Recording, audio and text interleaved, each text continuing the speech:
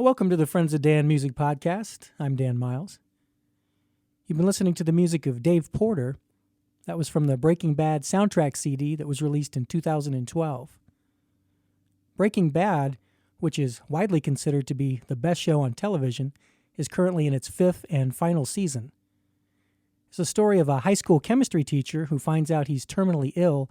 Then, in a desperate attempt to earn some fast money to leave his family, he decides to use his chemical expertise to manufacture illegal drugs, which is probably not the wisest move he could have made, but nevertheless, his transformation from mild-mannered educator into shrewd and intimidating drug lord has been fascinating to watch.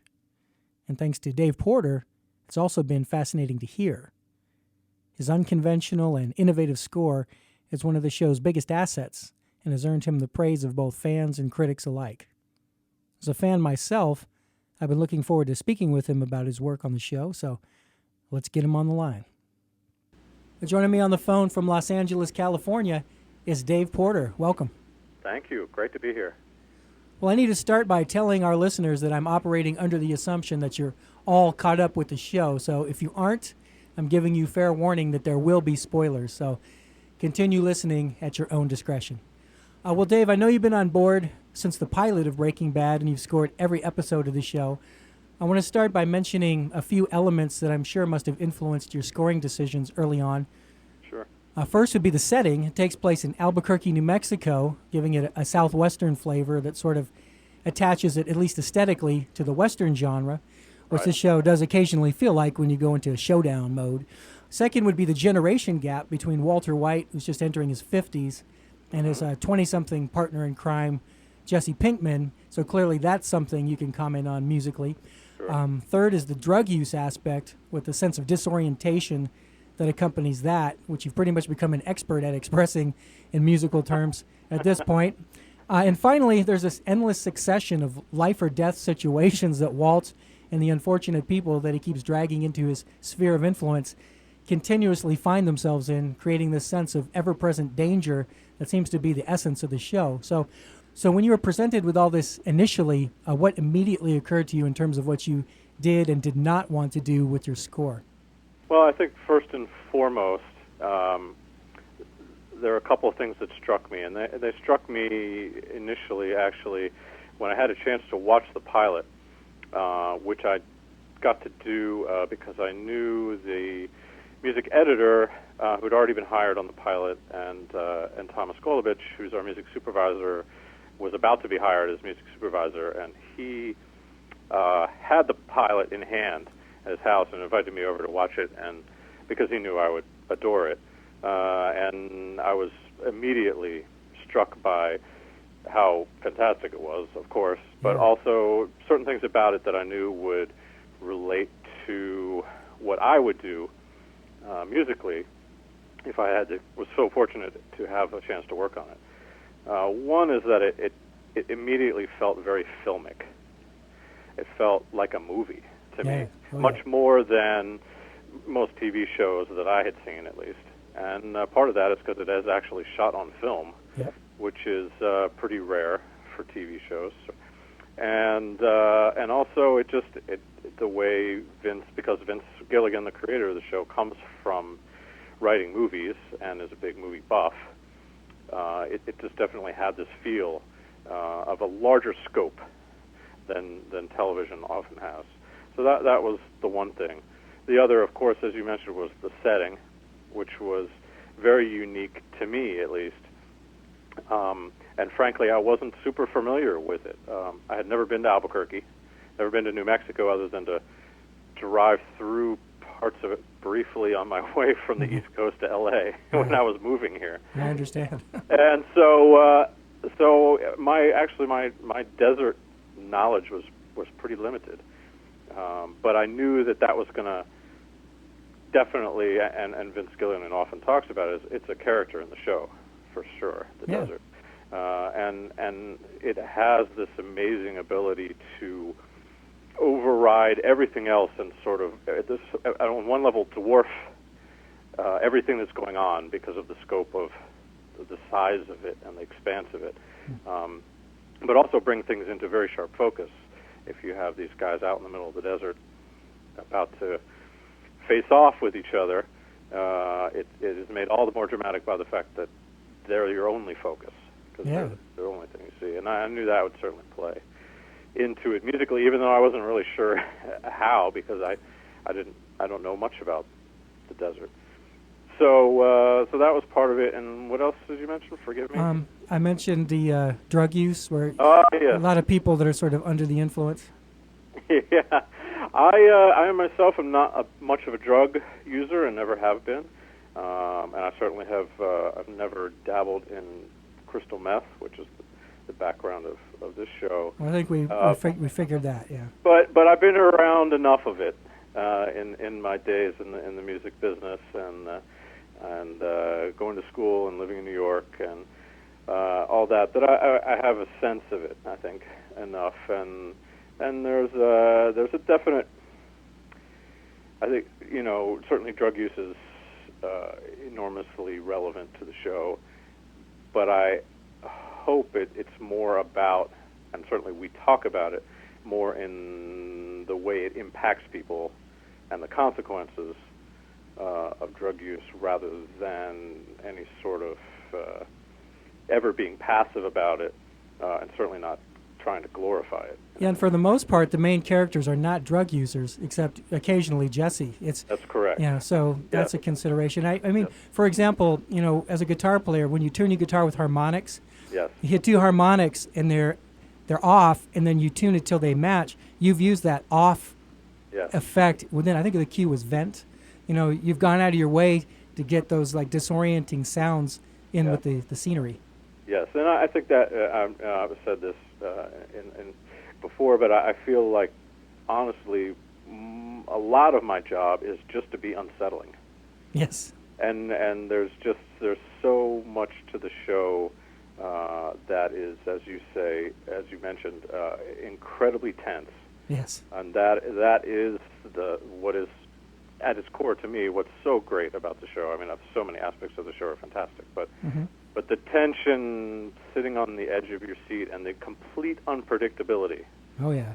Are the hallmarks of the show, and anything that I can do to try to amp that up, I certainly try. Yeah, and your score seems to be less about creating hummable melodies and more about just creating the appropriate ambiance for all of these gritty and unpleasant environments the characters keep finding themselves in. That's right, and that's very much by design. Oh. I going into the series, I mean, first of all, I chose to steer away from a classical orchestral palette of sounds to write with, and you really don't hear those in my score to Breaking Bad, and that's on purpose, because I really felt like I was on one level trying to do something that stood out from the crowd musically, but also there's so much about the show that is just pushing boundaries, and to me, to musically most effectively push boundaries was with something that was more technology driven. Yeah. And that's why I chose to go that route. Yeah, it's been very effective. And even though they're available to you, I know you prefer not to read the scripts ahead of time, so you only know one episode from the next what the story is. So that probably helps you live more in the moment. Now, after that first cold viewing of the final cut, about how many times would you say you end up watching the scenes that you have to write music for before you finish with them?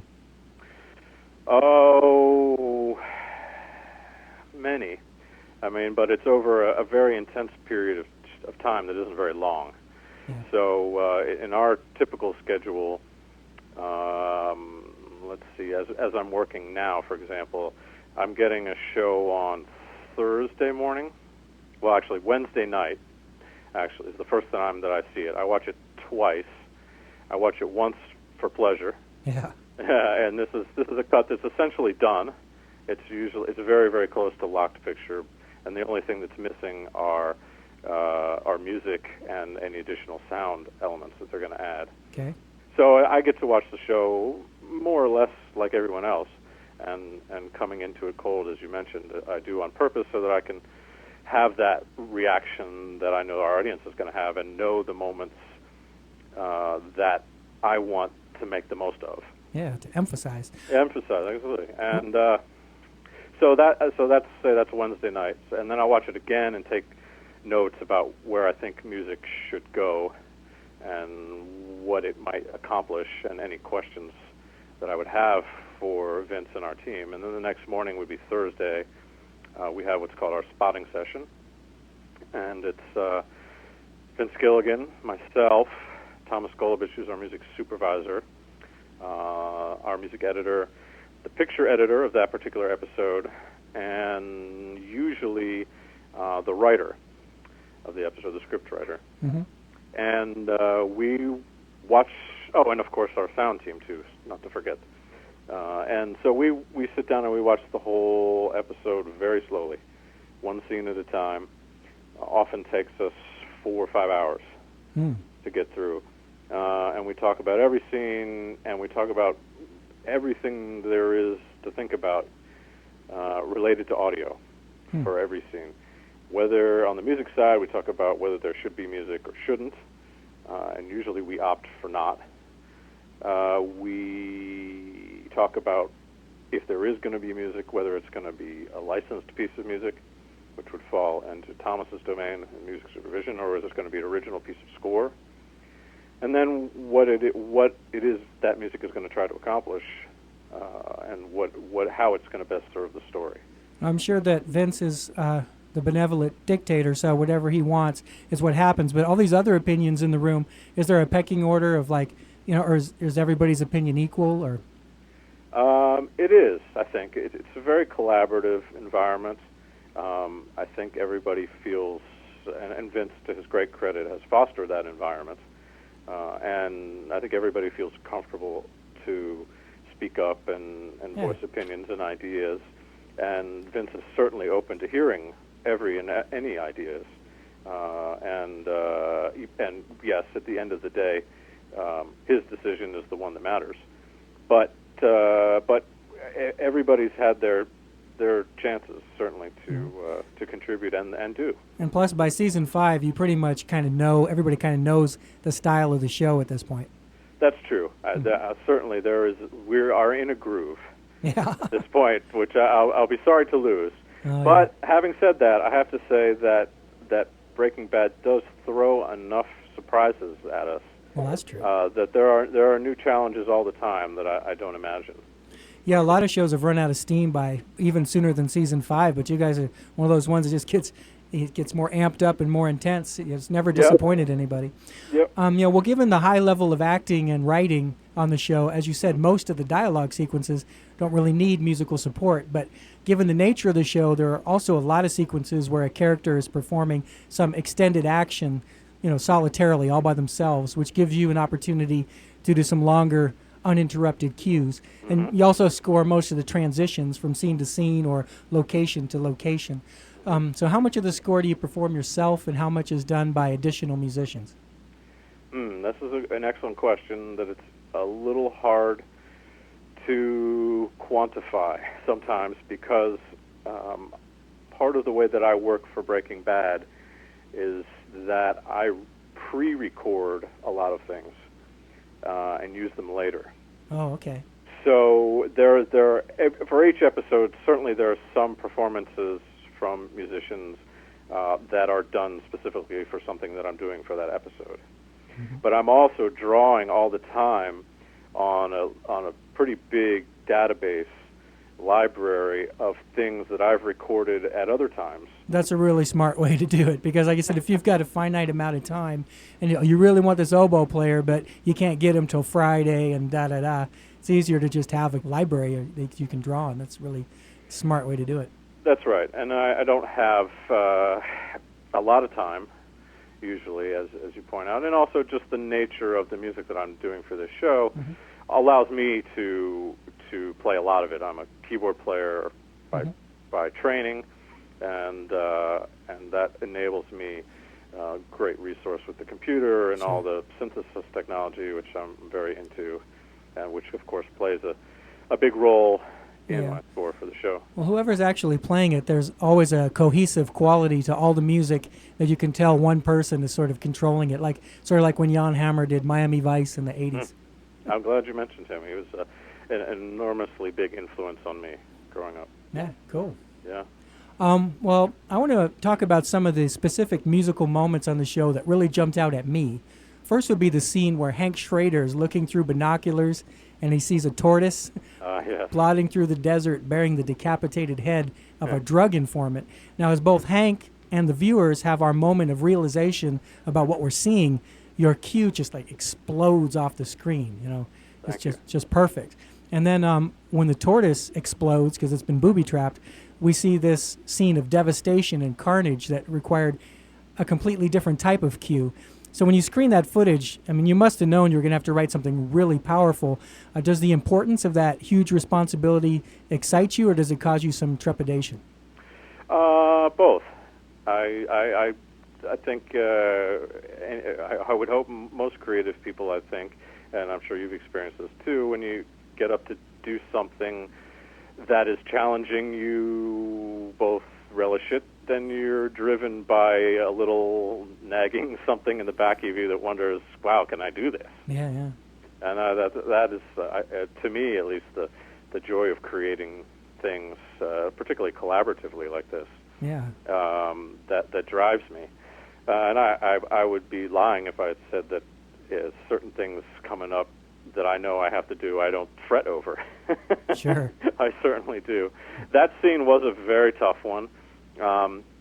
Actually, not so much in the writing of it, because I knew what I wanted to do, and it is such a powerful and out of left field crazy scene. Oh, yeah. To begin with. But we did spend a ton of time on that, talking about where music should be and where it should start and where it should not be. And actually that cue was very informative, I think, for how we, in later seasons, thought about handling scenes like that. And I think what we ultimately decided is that music score on Breaking Bad is so effective in the building up of the tension, but when it comes to a moment of very stark reality, of a horrific nature, that sometimes no music is more effective. Yeah. And it keeps it very real. It keeps the audience from having it be glossed over at all. Yeah, that's why it's probably good for you to view it and trust your instincts, because that probably plays a role in that. Because when something's emotional, it's different than. That's why I asked you how many times you watch the scene, because I imagine after 93 times it becomes more of an intellectual process than an emotional one. It does, and I think there's two sides to writing music for film, and you've nailed them. I think there is an emotional side, which I try to capture in my very first few viewings, how it makes me feel and how I emotionally respond to the material, and then it does become much more a technical exercise that's based on experience, and it's based on talking to the other creative folks who are involved, and making sure that you are not only appeasing yourself creatively, but you are also supporting the larger goals and the larger vision of the show as a whole. True. Another cue I really took notice of was the train robbery sequence. I mean, you really captured that sense of adrenaline and really enhanced the action with your music. And I believe that was the longest cue you've ever written for the show. So was the decision to present it that way made before the sequence was even shot? No. I don't think we talked about music for the train heist until it came up time to do it. But I think Vince Gilligan in the editing room and probably editors had talked about it, and you and I were just talking briefly recently ago about how Breaking Bad can throw new situations at you all the time, even in season 5. Yep. And this was certainly a great example of that. I've never had an instance in Breaking Bad where I have, and we've never done, not exhaustive, but a comprehensively long action sequence to that anywhere near that scope. Right. And going into it, I honestly wasn't sure what I thought Vince Gilligan would be looking for, but my gut was telling me, well, this is a chance to do something we haven't never done on the show, which is score essentially an entire act. Yeah. From one end to the other. There's at least 10 minutes. And, yeah, it is over 10 minutes, and to my, I was pleased to discover and terrified. Also, as we previously mentioned, that is what he was hoping to do, and to do something different, and it was quite a challenge. Well, certainly. It seems like the kind of thing the director would decide who is, planning out that episode, because you said it's an entire act, and they would have said, well, look, why don't we just do this with no sound, no dialogue, just all music, and just shoot this montage. What you're saying now is it wasn't intended that way, and you decided after the fact, and that makes it, pretty bold, really. Yeah, I mean, I think, well, first of all, one thing that makes TV different from film, for example, is that the directors of television episodes usually aren't around by the time the composers get involved. That's what I thought. That's why I was wondering if this one was, if they told you, look, yeah. The director said, I've read the script, I want to do an entire act with no sound, but you're saying no. So, because it works really well, but it seems like, because you said it's only happened once, it might have, but. Yeah, I don't know. It's a fascinating question. The episode was written by George Mastras, who also directed it. Yeah. So it'd be interesting to go back and ask him if he was thinking about music when he was shooting or writing or shooting that last act, and what he thought. But my guess is that he probably wasn't sure. And he must have been happy with how it turned out. I'm sure he wasn't sitting there going, "What the hell is this?" No. I think it worked very, very well. Oh, yeah. And it was different because it was something different for us. And it wasn't music that was just there. I mean, it was really effective. It really amped it all up. I felt. Well, certainly the trick to doing cues that are that long, and I'm constantly amazed by big Hollywood film scoring guys who do this all the time in these action movies, is that you have to vary it constantly to keep it interesting, or else it just starts to sound like a loop. Right, that's true. And nothing will drag down your action sequence faster than something that feels or sounds repetitive. And here it comes again. Right, exactly. Well, speaking of variations, there's another scene I wanted to mention, which is different from all the other ones in the show. This is the flashback to Gus Fring's first meeting with Don Eladio in Mexico. When Hector shoots Gus's business partner, you go into this sort of howling wind effect where the voices are still present but barely audible. Was that meant to depict Gus's state of shock? Yes, it absolutely was. And we really wanted to... I mean, the power to me of that episode and what we talked about when it came time to talk about music for that scene was that here is an opportunity, and Breaking Bad is so great at this, of making us suddenly feel for a character we have up until now either despised or dreaded. Yeah. And it was very important, and as for those who've seen the show know, it was very important for us to have that switch, or at least an opening of wonder about the humanism behind Gus that we hadn't been previously introduced to. Well, it certainly explained why he hated Hector Salamanca so much. And which was a very important story point coming up, of course. Yeah. That's his motivation, Yep. So, for that piece, all I used was layers of guitar feedback. Cool. That were, heavily processed. Yeah, it was just, like I said, it's like the tortoise one. It jumped out at me. And also, it was different than anything else you had done. Well, speaking of things that are different, I want to mention some of the unique images that the writers have given you to work with. I mean, you've had a stuffed bear fall from the sky and splash into a pool. You've had a guy get crushed by an ATM machine. You've had 2 assassins in expensive suits crawling in the dirt as part of a religious ritual. What are some of the images that really either shocked or impressed you the first time you saw them? Well, certainly all of the above, and many more to boot. I mean, I think they're masters at creating these iconic moments. I think of the pants flying through the air and the pilot. Yeah, that's a good one. I think certainly of Jane's demise and how conflicting and incredibly emotional that moment was. Let's see, other big moments. I mean, you watch it and you go, boom, I've never seen this before, a teddy bear in a swimming pool. right? You know, because there's many of them. There are. Well, as you said earlier, it's a TV show, but it feels very cinematic, and being serialized, it's like watching a really good, engrossing film that just goes on and on and on for hours, which enables you to really milk a situation for all it's worth, where a feature film would have to just gloss over it in the interest of time. And speaking of time, I think it's interesting that over the course of the story, the characters have only aged 1 year, while the actors playing them have aged 5. And as have I, by the way. Yeah, I was wondering if you maybe aged like 10 or 20. At least, yes. What I mean is, when Walt has a hostage in the basement and he has to figure out how to deal with them, that's like 5 or 10 minutes in a movie. That was spread over 2 episodes of Breaking Bad. I mean, it just milked everything out of it, which is, like I said, the writing and the acting, and that's one of the reasons people love that show.